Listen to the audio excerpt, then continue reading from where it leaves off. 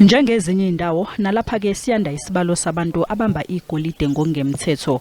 Ukumbiwa kwegolide ngokungemthetho lapha kwaqala eminyakeni emihlanu eyedlule, kanti kuphakathi kokufa nokuphila. Esigamekweni sokugcina kushone abayisishiyagalombili abamba leligolide abavaleleke ngaphansi komhlaba.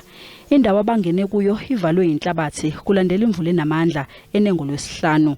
Abanye abenza lo mkhuba bathi kuba nzima kakhulu ukuhlanganisa imali yokuthumela izidumbu eZimbabwe okanye naseMozambique.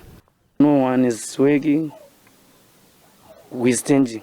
We're waiting to organize to take our brothers to go home. Ezinye izakhamuzi zikhomba ngenjumbano uhulumeni ngokwehluleka ukuqeda ukumbiwa kwegolide ngokungemthetho. This illegal mining activity must stop with immediate effect, like what happened at Krugersdorp and Randfontein. Maybe because of what happened today, they may be in the position to come and help us swiftly. Esikhathini esingangonyaka esedlule kunomunye futhi umuntu wayemba igolide ngokungemthetho owavaleleka ngaphansi komhlaba washona khona Hamaroha.